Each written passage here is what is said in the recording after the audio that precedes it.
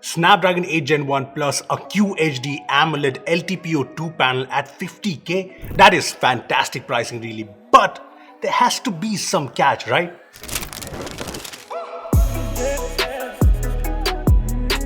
Well, ever since the Realme GT2 Pro arrived, I've been asking myself the same question.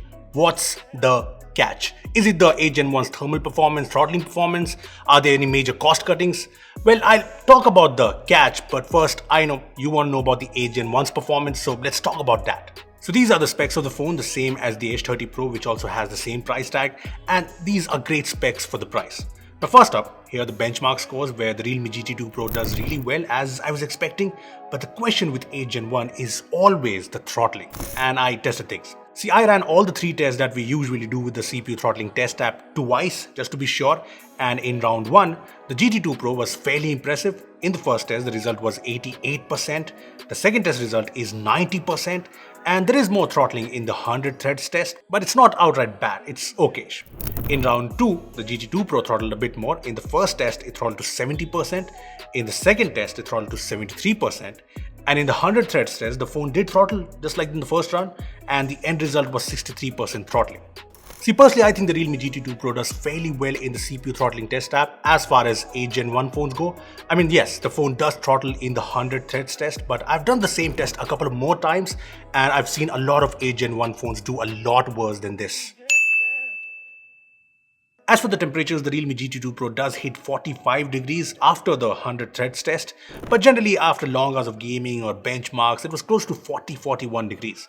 Now one thing to note, the performance apart from these tests is really good in the GT2 Pro. Day-to-day usage is very smooth and fast, probably helped by the 2nd gen LTPO display, and the gaming performance was really good too. BGMI, the best graphics, were almost lag-free, and after an hour or so, I did notice the metal frame of the device getting a little hot, but the back was cooler, so it's not really overheating.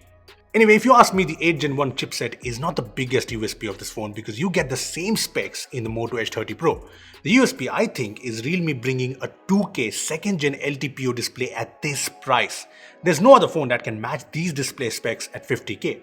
Now, if you don't know about LTPO 2, this means the display can go from 1Hz to 120Hz depending on what's on the screen really quickly.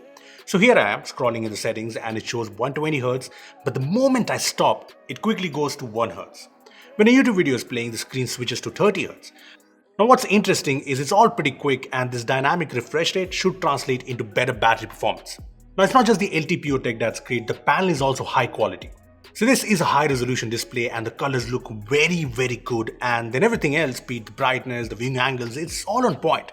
If you're wondering, there is the wide L1 license of course, but I did not notice HDR capabilities in Netflix. However, I did see the HDR tag in movies in Prime Video. The phone also has stereo speakers. There's one primary speaker at the bottom here, and there's a secondary speaker in the earpiece. Now the speakers here are not the loudest, but it's pretty good. Anyway, apart from the 2 big highlights, there are a few things I like about the GT2 Pro and there are a few things I don't like about this phone. So first, I like the fact that this phone comes with Realme UI 3 based on Android 12, and it's confirmed to get 3 years of major updates and 4 years of security patches. This is good. One thing I don't like here is the bloatware apps that come pre-installed. You can uninstall these, but on a premium phone like this, I would have wanted a more cleaner experience, especially because there's also this lock screen feature that just feels like an ad. Now coming back to what I like this design. I mean, even with the fairly big battery, metal frame, the GT2 Pro is 189 grams in weight and pretty sleek at 8.2mm. The back is plastic, but I'll be honest, I think this biopolymer design that feels like paper is kind of refreshing in the whole world full of glass metal phones. This is way better than what Realme has done in the past, if you know what I mean. I'm still not a fan of this laser engraved signature by the designer, and I think this white will get dirty quite easily, but overall I think this looks nice and clean. I also like that the box of the device has the same paper finish. Anyway, the fingerprint scanner is on the front and it's fast. I also like the haptics here. There's good and accurate feedback while typing, and even when the GT mode turns on, you get this really nice feedback and this really cool sound. Now there's no headphone jack if you're wondering, and there's no micro SD slot, and these are fine, but I think there are 3 cost cuttings on the design front. First, there's no IP rating. There is said to be splash resistance but no official IP rating. There's also no wireless charging, which is something that the H30 Pro has, so I think Realme skipped that to bring the LTPO panel in this phone. Third, the USB-C port at the bottom is a USB 2.0 port, which is a bit strange in this price range. On the camera front, you get these 3 cameras, no telephoto lens, but again, that's something Realme has skipped to get this price point. Now, the microscope camera is actually interesting. It's a novelty feature, but it lets you get close to anything and get some really cool shots. Check out a few photos I have taken from this. So this is from my bag, and this one is from Akshay's diary, which I really like because I love how well it has captured the texture of the paper, the ink. Yeah, it's pretty cool. The IMX766 main camera is a proven camera and it works really well here. I haven't compared the cameras to any phone, but the photos I've taken so far look like they're taken from a high-end phone. I say this because even the low light shots are really good. It automatically turns on the night mode and the photos are bright and sharp. There is a bit of oversaturation at times, but I don't think I mind that a lot. There's also OIS, and unlike the 9 Pro Plus, OIS definitely works in both videos and photos. And on the video front, there's 8K video recording support along with 4K 60 FPS. And here's a sample 4K video I took from the phone, which I think looks sharp with good colors. The ultra wide angle camera is also pretty interesting. It's the same one as the OnePlus 10 Pro. By default, it takes photos at 110 degrees wide, but there is a 150 degree mode which either lets you take these really wide shots or you can take shots with this fisheye effect. The ultra wide angle camera quality seems pretty good so far. The selfie camera is a 32 megapixel sensor and the selfies are mostly good.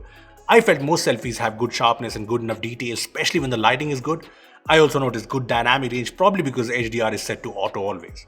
When it comes to videos, the front camera only has support for 1080p or 720p videos, which is a little disappointing for a high-end phone. I also like that the battery size is good, and although there's no crazy 120 watt charging, you get this 65 watt charger in the box, and I'm okay with this because first, Realme is starting to remove chargers from the box, and second, 65 watt is still pretty fast. Apart from this, the phone has carrier aggregation support, and it has all the important sensors too. So let's go back to that question again, what's the catch? Well, the answer is Realme has skipped a few things to get this great pricing, be it wireless charging, IP rating, the telephoto cameras, the USB 2.0 USB-C port, but I don't think there's any catch in this phone. See, the 8 Gen 1 performance in the GT2 Pro is pretty good. It's a big deal because we've seen what happens to 8 Gen 1 phones and this phone throttles too, but it's definitely not as bad as the iQOO 9 Pro or the Xiaomi 12 Pro Chinese variant we have. Plus, a great QHD LTPO 2 AMOLED display at this price is just absolutely fantastic.